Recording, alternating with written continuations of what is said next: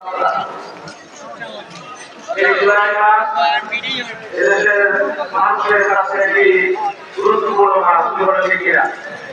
24শে জুলাইয়ে এদেশ থেকে ছাত্ররা এদেশ থেকে স্বৈরাচার যাত্রা চালিয়েছিলাম।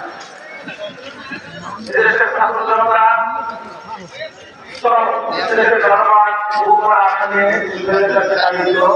এদেশের মানুষ তাদের নিজের অধিকার বুঝে পাবে।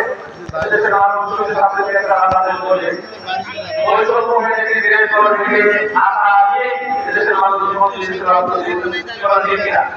কিন্তু আমরা কিন্তু একটি বছরের ভিতরে দেখতে পাই না বাংলাদেশ থেকে বৈষম্য